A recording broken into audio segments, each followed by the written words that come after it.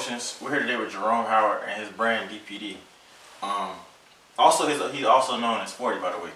Tell us a little bit about your brand, where you're from, and just a little bit about your brand. I'm from Fort Lauderdale, Florida. My brand is DPD, which stands for Dynamic Performance Development. My ultimate mission is to obviously increase performance, but also while getting you to the best that you can be personally. And that's where the term dynamic kicks in. When you think about guys such as LeBron James, Tiger Woods, Kobe Bryant, some of these guys are just freak of natures. So that's something that no trainer or coach can do. But there are some things in all of us that, there's a ceiling that all of us can get genetically. And that's my goal and that's my mission, to get you to the best version of you, which is where the term dynamic comes in. So it takes you a little bit, like you try to get people a little bit above their average goal of what they think. Because a lot of people, when they go to try to talk to a trainer or whatever, a lot of people think that this is my max, this is my limit right here. But a lot of people don't. You unlock people's limit of what they actually think of themselves, what they think they're able to do. Correct. That goes back to what we spoke about before the show, just me being a fitness professional versus being a trainer. I think that sometimes, as trainers and fitness professionals in general, I think sometimes we take it for granted and we forget that the job itself is a luxury. Right. It's not a necessity. Therefore, like I said, anytime someone has come to you, it's an investment. And we all want to return our investment. What do you think separates you from other, I won't even say trainers, what do you think, what developers, like athletic developers, what do you think separates you with the way that you train people and the way that others train people? I think the biggest thing really is, for one, I have an educational background, having a Bachelor's of Science in Human Performance. For two, I did take the necessary steps to get certified. And then for three, because just the personality, I'm very understanding. Then I think also being a former collegiate athlete, that also plays a role into that. And then I think most importantly, what separates me is I never feel like I know it all. I never get content. I'm always trying to grow. I'm always trying to learn more. I'm always around others who, in my opinion, I feel know better, know more than me, or know better than me in my craft. So it's like I'm always learning. I'm never just content with what I know now. I'm always looking at the bigger picture. I may learn this today and feel like I know something, but I may go read something else or reach out to a mentor and I'm like, oh, okay, cool. Now let me go learn that. So I think right now is the biggest thing, just the amount of time I invest in my craft. You study on it. Always try to learn something new. You're not settled with what you already learned already. Anything not growing is dead. Right? I ain't never think about that one. Okay. Anything not growing is dead. You right. So the moment you feel like you know it all, the moment you feel like you reach your final destination, you just lost. And you just took a step back. And I'm not even talking competing with anyone else. I'm talking about in hopes of and in sights of being the best version of you. Right. Because as I mentioned, I speak of trying to help my clients become the best version of themselves. But as a fitness professional, I must also do the same, which is why I put strenuous hours into my craft and into DPD. That's what's up. That's what's up. You threw me a little bit just then. Dang, that's what's up though. But what can I say? What is your drive? What is your ambition for when you're going out each and every day? What gets you up in the morning to go and train people the way you train them? Even if you're down on yourself, because as a trainer, a lot of times like you might have people that feel like this is not me today. I can't do this today.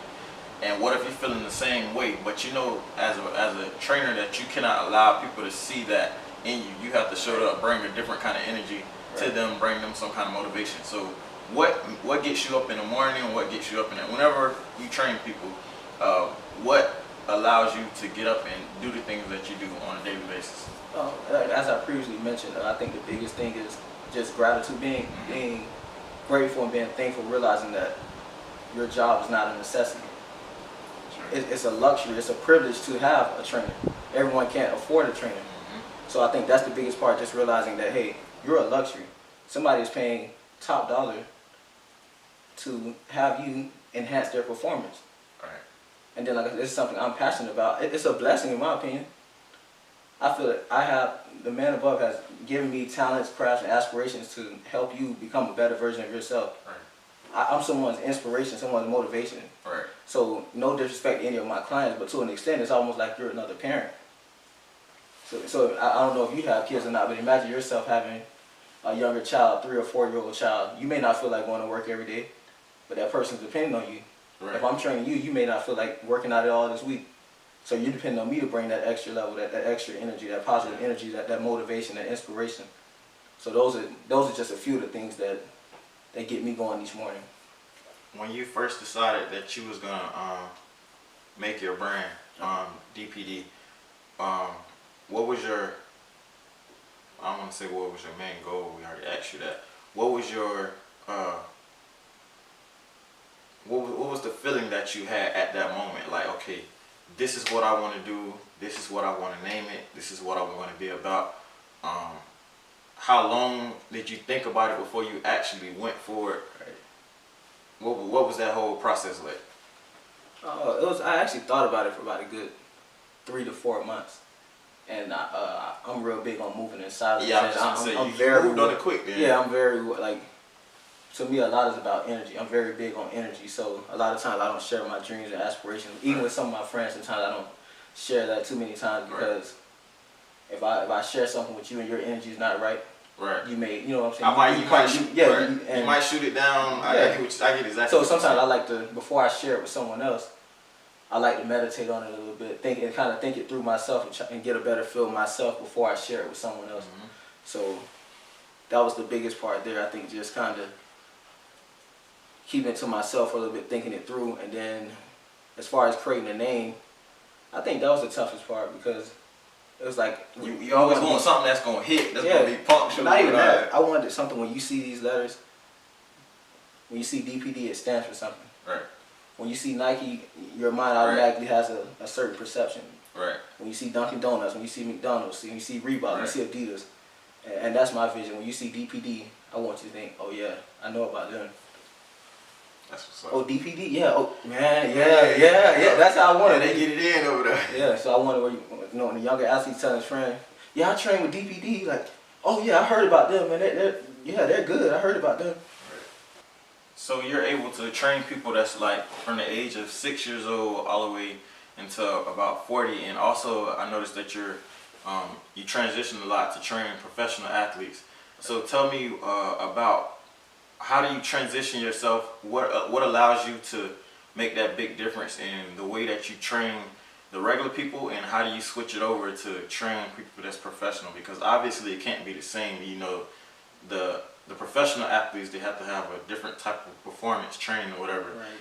How do you transition yourself to train regular people and then turn around and train someone that's worth millions of dollars? And you know what I'm saying? How do you get yourself to do that? Well, the biggest thing, in my opinion, is just the communication part, and just realizing that everyone's not the same. And that right there, exactly what you mentioned, is what also helped me come up with my name. Mm-hmm. Like I said, anytime you get in a training, you want to get better. You want to increase performance. Mm-hmm. You want to develop your performance. And that's whether you're the general population. You know, you can be a 6-year-old that wants to get better in flag football. You can be a 9-year-old that wants to get better in basketball. You may be a senior citizen who's been having some low back pain and struggles a lot with flexibility and mobility. So it's like just realizing that, just communicating with those and realizing what are their goals, and how can we come up with some measurable and realistic goals. Because I don't believe in just blowing smoke up anyone's, but I'm not gonna, you know, if I'm training you, and I'm not gonna say, you know what, train with me for 6 weeks, I promise you. I can make you run a 4.340. That's not me. Right. And that's my biggest thing. I want my brand. I want DPD. I want everything to be organic. I want everything to be authentic. I don't want it to be, like I said, every program that I create for each client is individually for them, for their strengths, their weaknesses, their needs. It's not a cookie cutter program. It's not something that I'll throw together. Hey, this is what every one of my clients are doing this week on week 2. I personally don't believe in that. That's not what my brand stands for. Everything is individually set out for each individual client. And if you go through everything, like, you get out what you put into it. That's with anything in life. Right. So in the process of creating DPD, what was your main goal? What was your focus? What did it take? How long did it take you to come up with it? What was that whole process like in creating DPD? Well, I did a lot of research and a lot of just kind of self-evaluation, self-reflection on myself. I didn't always have the monetary funds to necessarily afford a personal trainer. So I thought back on different strength coaches I might have had, or even in high school, some guys that may have came out and did some 1 or 2 day events. And I just kind of thought about, I just kind of jotted down the good and the bad that I like. And then with me being a former collegiate athlete, I had about 3 or 4 different strength coaches during my tenure at Prairie View A&M University. So I just kind of reflected on some of those experiences. And then I thought about, okay, this was the good that I like, this was the bad that I like. And then what do I want? What do I want DPD to stand for? What do I want to? And then even coming up with the name DPD, that was the hardest part. It took, Yeah. I still have those notebooks at home. Yeah, how you gonna brand it out? Because at the end of the day, that's what's important. Like, what does your brand stand for? Like, people gonna always want, like you were saying earlier about Nike or whatever. Like, when someone sees Nike, like they expect a certain a level of greatness when they see Nike. So when people see DPD, they're gonna expect something great all the time. Like, they know when they come to you, it's not gonna be nothing half-stepped or anything like that. Right. And that's, like I said, that's why I wanted the quality over quantity. Then I thought about the similarities with, like I said, a lot of those different coaches, strength coaches, different guys who may have came in for 1 or 2 day events. I thought about some similarities. I thought about when these guys trained me, what was my perception when my high school coach, Steve Davis, when he may have said, hey guys, we got John Doe coming in on Tuesday and Wednesday to have a speed and agility. You know, when I heard those, what came across my mind as a student athlete. Then I thought about, okay, postgraduate, once I finished college, if I were to pay for a trainer, what would I want? What would be my expectations? And the biggest thing I thought, the similarity that I came up with is common sense. Everybody wants to get better. And obviously there's something that whether it's a lack of motivation, you know, with some women, they have the motivation, but they simply don't have the education behind it. There's a lot of women who, if you go in a corporate gym at LA Fitness or UFit, these women are dedicated, but the only thing they kind of just stand there and look around like, okay, like this, okay, I'm gonna go. What is he doing? No, they just kind of, they don't know. Like, they have the motivation, they want to get better, they don't know. So just kind of having, you know, a combination of all those things and just realizing that everybody wants to get better. Which basically plays back to like dealing with kids that's like 6 years old all the way up to a higher age. You're able to break stuff down to like age group understanding or whatever like that. Like I said, I think the biggest thing is just realizing that it's psychology, it's perception, it's relationship, it's communication, and then having the education behind that. I think that's what makes DPD. And as long as I continue to strive on those things, then I truly feel that the sky's the limit. I got a question. It's not a big question, but it's a slight question. Okay. Education wise, I noticed that you said that you went to Prairie View, SWAC school. SWAC, there we go. HBCU. There we go. My question is this.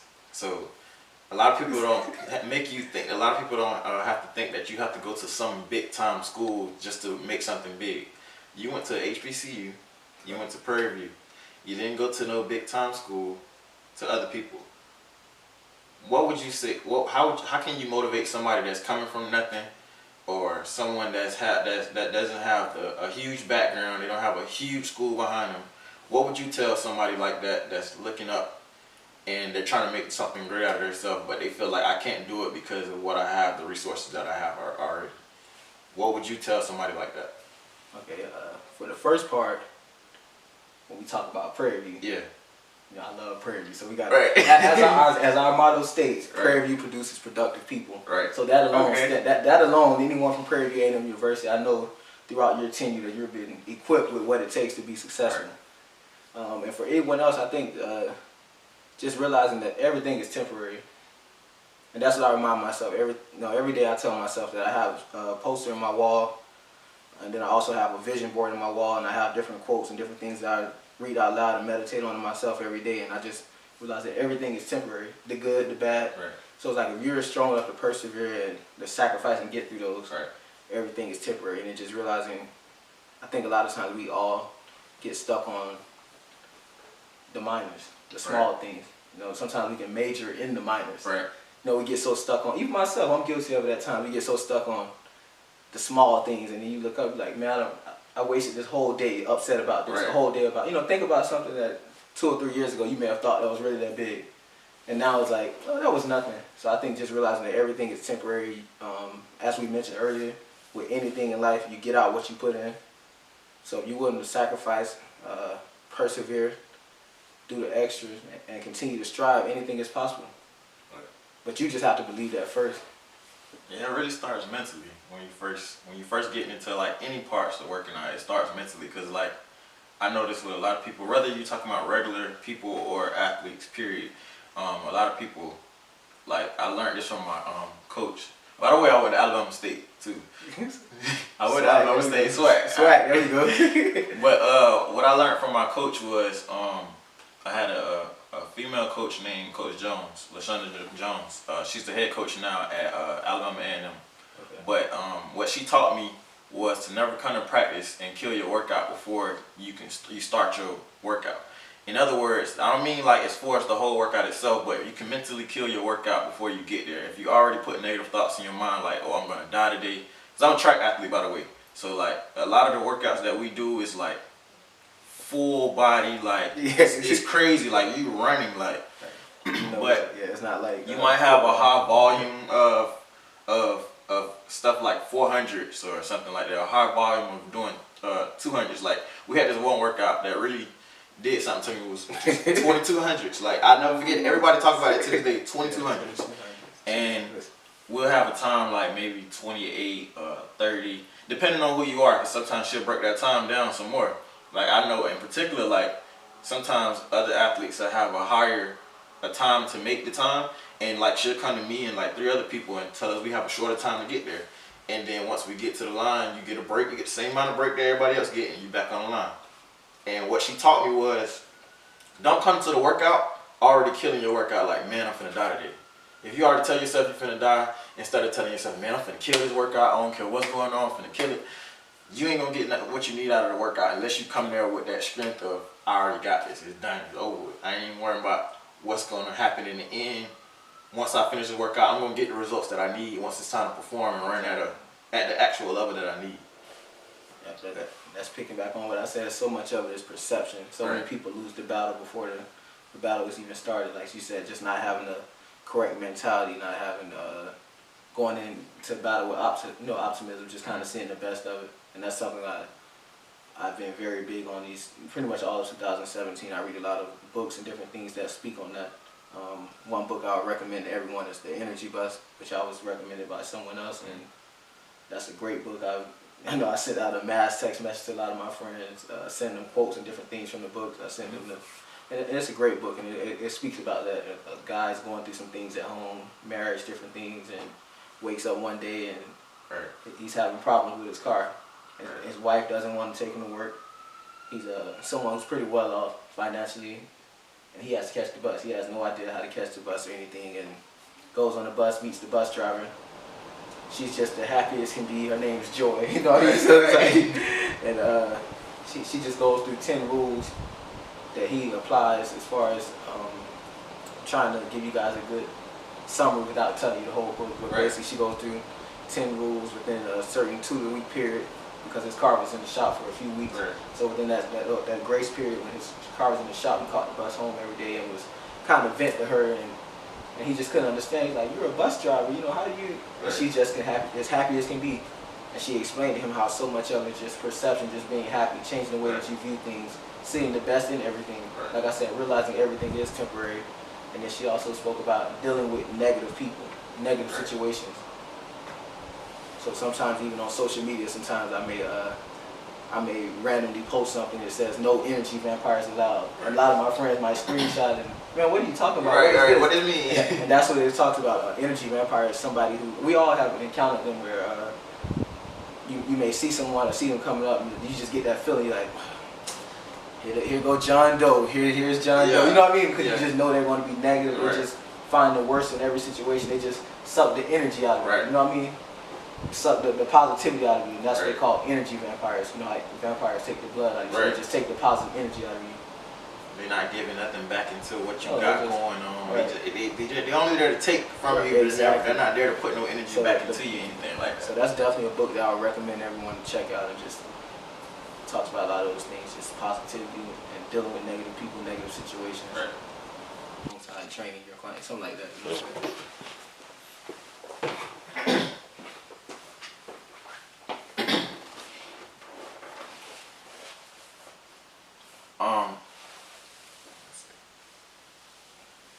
It's probably one of my biggest questions. What is it like training with someone like you of such greatness? Because obviously you're able to train people on a higher level, and you're able to train people on a lower level that's trying to get to be above average, as you said, dynamic. Dynamic. So Dynamic. what is it like? What is it like training with someone like you? I noticed that you're not like, I know there's a lot of trainers that you have some trainers that you might train with, they're out of shape, and they can't even show you the stuff that they're asking you to do. So it's kind of hard for you to try to do something with them yelling at you and all that, but they can't even show you what to do yourself. Do you train with some of the athletes or some of the customers or clients that you have? What is it like? What is this experience like training with someone like you? Oh yeah, I mean, you mentioned a few seconds ago. I think a lot of guys in the industry, when I say the industry, I speak on personal training, fitness professionals, just health and wellness in general. A lot of people are bosses. Right. I'm a leader. Right. I'm a leader, not a boss. So when I say I'm a leader, meaning, hey, Ryan, we got 10 jumping jacks, we got 10 burpees, 10 pull-ups. Right. I'm going to show you. We. No, it's not you. It's we. We. You and I. Yeah. We. So now, and people respond well to we versus I. Right. You know what I mean? Or versus you.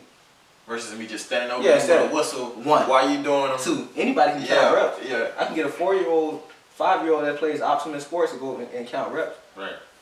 But by being able to actually do the exercises, right, and perform the training sessions and regimens that I'm asking you to complete, right, you know, all those different things play a role in becoming dynamic. And all those are what dynamic performance development stands for. So is there a big difference with training with the regular clients versus training with the professional athletes and regular like high school athletes? A big difference. The biggest thing is communicating up front and understanding my job. Right. What is it that you're looking for from me? Obviously, you want to get better. Right. But you may want to get better. So you just may want, some people, they want to train for aesthetics. They want to, you know what, hey, listen, I just want to look a certain way. Some people, you know, hey, I'm going into my senior year of football. I want to put myself in the best position to get a football scholarship. Right.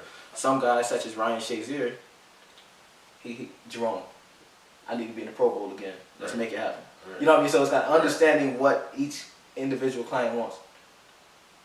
That's what's up. Let me ask you something. We've been talking about Ryan Shazier. We mentioned him a few times. What is your experience like training with an athlete like that? And obviously he's been to the Pro Bowl, so that takes like beyond just the regular. The athletes that in the NFL that make it to the Pro Bowl are obviously the best athletes in the NFL. The athletes that put more work in, the athletes that are serious about their job, probably your more higher paid athletes. Right. What is it like training with an athlete like Ryan Shazier? What is it like training him? What is your experience with him? Tell me a little bit about him. Oh, Ryan Shazier, this may be a little off, but he's actually a better person than he is a football player. Right. And I think that's the side that many people don't get. He's very goofy, very humble, very down to earth. And I think the biggest thing with him is I know what he wants. Correct. He wants to be a Hall of Famer. When you think of great linebackers, he wants Ryan Shazier his name to pop up in the conversation. Right. He has the attributes, he has the skill level. And I'm not saying anything that I necessarily created, because I've been knowing him for over a decade, and a lot of his skills and things are, you know, from the man above. Right. He's just a freak of nature. So I understand his goals and his aspirations. And I know that he wants to be a Hall of Famer. So for me, it's keeping him disciplined, keeping him focused. Hey Ryan, think about this. What do you think about that? It's doing the small things. Like, I won't even mention some of the things he do, but he puts in an extra 25 to 30 hours of work a week than most NFL athletes do. A lot of people have the perception that most athletes in the NFL that they're football junkies all day. There are a lot of guys who, you know, after they leave the facility football's over with. They're thinking about X, Y, Z, whatever the case may be. Right. Ryan is someone you can call him at 5 o'clock in the morning. He may be up watching film. Right. He's already up doing. He's doing something like he eats, lives, and sleeps football. So it's for him. It's more so of keeping him motivated and just kind of finding that balance between doing enough and not doing too much. You know what I mean? Just kind of keeping that balance of good job here, but not overtrain, not doing too much. Because for him, he wants it. I'm well aware of his goals. He's well aware of my goals, so we push each other. It's like a tug of war. He's like, you know what I mean? We're constantly on each other. Like, are you going hard enough? No. You going hard enough? No. We're just so hard on each other. We're each other's worst critic. So I think that plays a role in that also. That's what's up. So let me ask you something. This might be one of the funniest parts of this whole thing. I notice people call you 40. Like they got to do with drinking 40s or whatever. What does the name 40 come from? A lot of people don't know where the name 40 come from. Why do people call you 40? I personally don't even know why people call you 40. And I've been calling you 40. So where does the name 40 come from? What does that mean? That's funny you say that, man. Because one time in college, man, midterms came up. You know how taking the midterms, middle of the semester, and one of my teachers, he didn't even know my real name. He would call me 40 so much because so many other people called me 40 that when it was time to do midterms, he had to call the football coach and was like, hey coach, I'm sorry, but what's 40 real name? I need to put in some grades, you know what I mean? Right. But the name 40 comes from actually a football number. Right. My freshman year, I played at Plantation High School in Plantation, Florida. I played offensive line my freshman year. I was number 73. So, obviously in the spring, the junior varsity and the varsity guys come together and they practice together during the spring. And I did some things to impress some of the coaches, so they decided they would keep me on varsity. So it was a few days before the spring game, and I'm like, I'm a linebacker. I can't wear number 73 now. And you can't go. You can't wear. You can't wear 73. Yeah. Everybody know that. Can't wear 73. If you're a serious athlete, everybody know that number make a difference. Exactly, especially South Florida. It's like it's kind of like even in Pop Warner, it's like the best athletes, 1 through 10. Right. You want the lower the number, the lower the number, the better the athlete. Right. So it's like at that time, I'm a freshman. We had some superb athletes at the school at that time. Guys like Brandon McGee, Josh Robinson, some of those guys. So it's like I'm not going to be like, hey, can I get number 4? Hey, can I get number 5? Any of these low numbers. So the numbers that were available were 37, 40, 53, and 58. So I said, okay, obviously I'm thinking lowest first. But I said, nah, I can't go out with the 37. Yeah. I said, you know what, the 40 sounds straight. Let me get the 40. I was like, it's my first year. I'll be humble, prove myself, and then I can get a different number the next year. And then it's just like the number just kind of grew on me. And then I was like, I was always someone who did more than just the team would do. So I would always work out extra, do things extra. And another teammate, Cleve Williams, man, he had the same mentality. We were very hungry to get scholarships. We were some younger guys that came up on varsity, and we were working out on the practice field one day doing some extra, ladder drills, different things like that. And I did the drill, and he's like, Big 40, that's what I'm talking about, Big 40. So I'm like, huh? He's like, I see you, Big 40, Big 4-0, you know what I mean? And he ended up going to school the next day saying that, and he was, the life of the school. So once he started saying it, we all creatures of habit. Right. So it was like 40, 40, 40, 40. Then I actually had a breakout season the following year. Right. Then the commentator started saying, Jerome 40 Howard. Right. Or then he was a Big 40 with the sack. You know what I mean? So then it was like, it became a household name. And then I ended up going to college at Prairie View A&M University. And I had a couple lower numbers available also. But it was just something about the 40. It had grew on me by then. So I was like, I said, Coach, let me keep the 40. I'll stay in the 40. Right. So then it got that same way in college. It was like, to the point where the commentators were Big 40 with the tackle, Right. 40 with the sack. You know what I mean? So it was just like, same thing. Even the coaches started calling me 40. So that's just something that just grew on me over time. That's what's up. Let me ask you, through all this, you experienced a lot of greatness, and you experienced a lot of triumph so far. Right.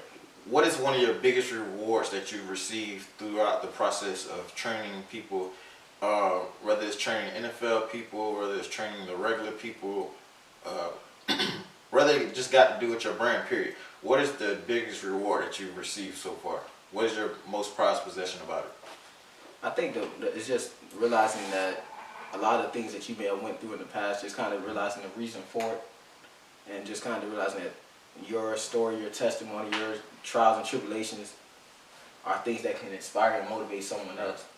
I think that's the greatest reward, and just knowing that you have the ability to motivate someone to really be the best version of themselves. That's a extreme blessing in my opinion. To be a part of something like that. Because a lot of people can't motivate other people. Like there are a lot of people who in your life who can tell you things and be like, okay, you know what I mean? But to actually have someone who that you value my opinion, you value my thoughts, and you value. I can really make you get up out your seat and do something. Right, that's make yourself a better person. That's an extreme blessing in my opinion.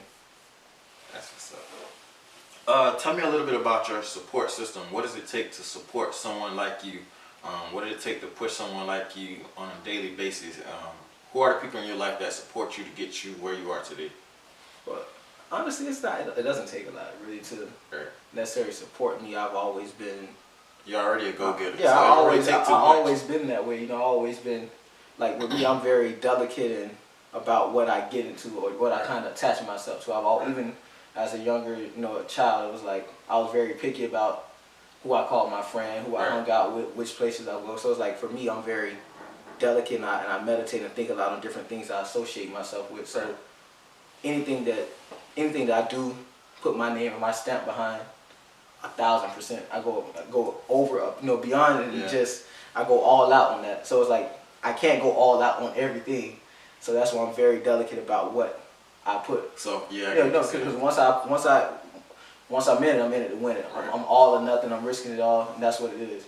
So it's like for me, it doesn't take much to necessarily push or motivate me. I always was self-motivated. I always was very good at pushing myself.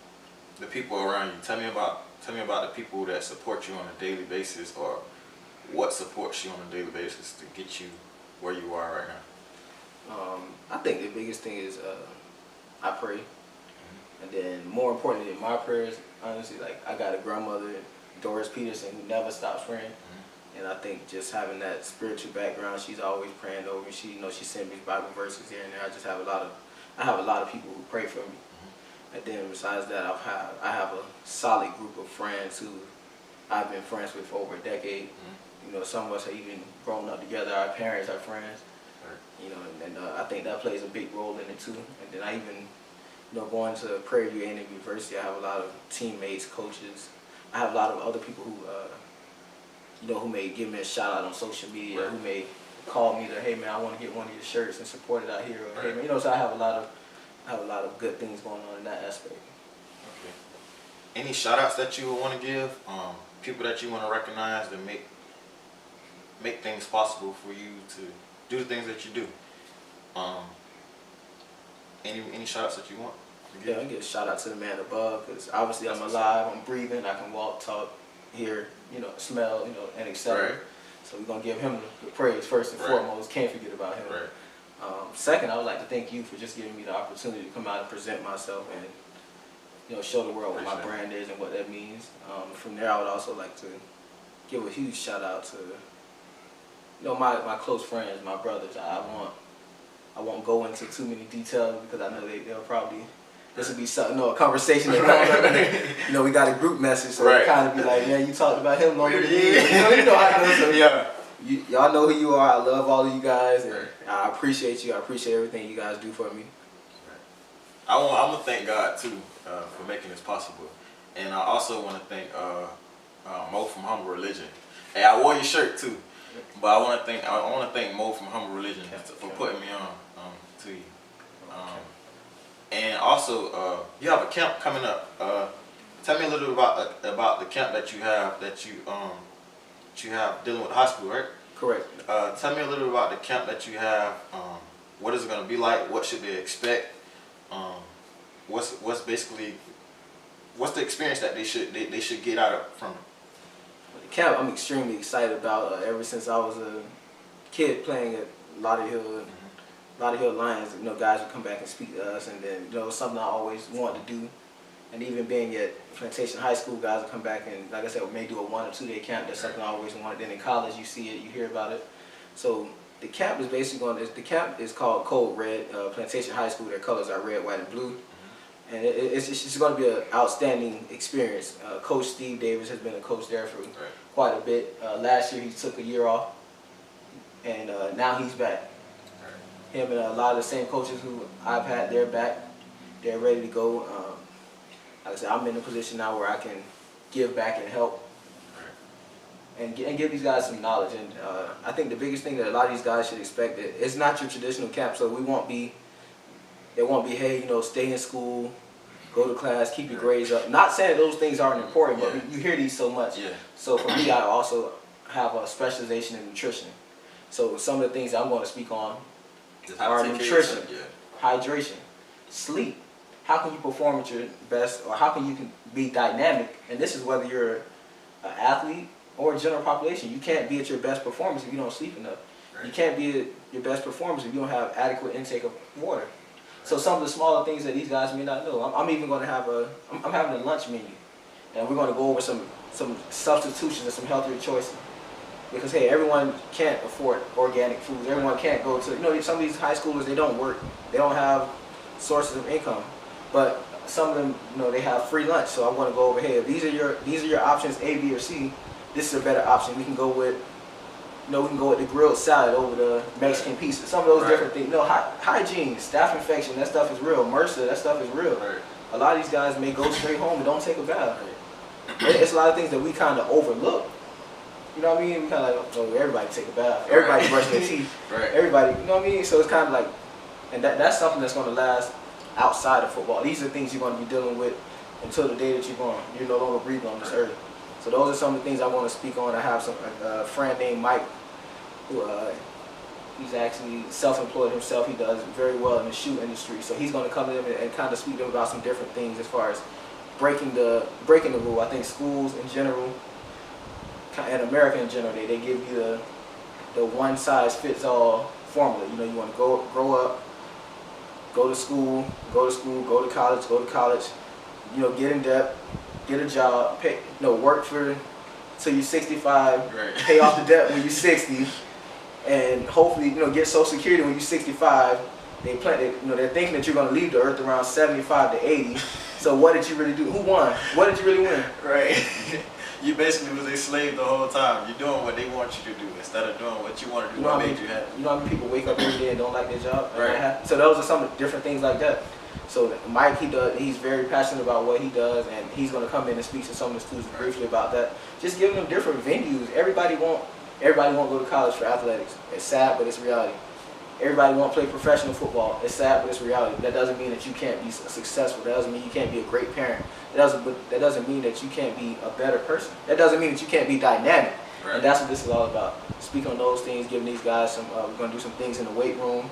We're going to do some drills on the field, some speed, agility, change of direction, some position drills, some mobility drills. Then we're going to have a seminar, and that's when my guy, Malik Slade over at Humble Religion, he's going to also speak to them on some of those things. Entrepreneurship. He's from some of the rougher areas of Fort Lauderdale, so he's going to speak to some of these kids about overcoming those obstacles and not using your past as an excuse to be anything less than dynamic. So we're combining all of those things. Like I said, the biggest thing is we want them to have a good time, come out, get better. They're going to have every student, athlete, every coach, every trainer will walk away with dynamic performance development. They will have a free shirt that I will be personally sponsoring for the event. Malik Slade has some prizes and awards that he's also giving away. I don't want to speak on those because he's not here to, you know, he has given me his consent to kind of give that knowledge away yet. But we just want these guys to have a good time. And the best part about it is this is their first day back to start their off-season regimen. So I think this is a great way to start the off-season on the right foot. We have Coach Steve Davis coming back, and he's a great coach. He has greatness instilled in him. So with us, the alumni, because Malik Slade also went to Plantation High School. So with us coming back doing this event, I think that's just a great way to start the off-season, a great way to give these guys something to think about, and a great way to help everyone become dynamic. That's what's up. Hey man, there you have it. Once again, I want to thank you for doing your interview here with me today with Roadrunner Promotions. I mean, I really appreciate you. I even learned a lot of stuff myself, but like a lot of motivation just talking to you, listening to you. Like you had me stuck a few times just listening to you. Like, cause sometimes, I mean, and no disrespect, sometimes you might you want to do interviews with people and you might not get everything that you thought you was going to get out of it. Right. But I really learned a lot, like talking to you and listening to you throughout this whole process of this interview. But I just want to thank you, and I want you to be blessed in like your adventure and everything that you have going and everything that you have coming for you, everything that you're going out for right now. But again, be blessed. Roadrunner Promotions is Jerome Hall and Jerome Howard, Dynamic Performance Development, DPD. Dynamic. 40. I was so hard-headed at first. My grandma didn't even believe in me. I kept going though. All I can say is I told you. Jury at the bank now in the vault. You should've never doubted me. I'ma work to my last breath. I'ma hustle to my last breath. Yeah. Damn, you should've never doubted me. The pain and the struggle followed me. My daddy never been that bothered me. And these cold streets made a man of me. Knew a time it'll come, they doubt me. Had to keep them OGs around me. Keep a young homie grounded. You never know where your motivation to come from. We do the most with these bras and pop shundun. They try to push you aside, you gotta fight some. I had a line on the thigh and now we buy guns. I want that number one spot, I'm like Icon. I got that beast in my eyes, I'm like Tyson. With my heart and my drive, I know I'm righteous. Keep some ice on me, rocky like bad boy. Once you win, you gon' want more. Set a tree and need an encore. I was down on my last when I found myself. I be a fighter to the end, to my last breath. I got angels all around me, yeah. I got love all around me, yeah. I'll be a fighter to the end, to my last breath. I'ma hustle to my last breath. I got angels all around me, yeah. I got love all around me, yeah. I be a fighter to the end, to my last breath. I'ma hustle to my last breath.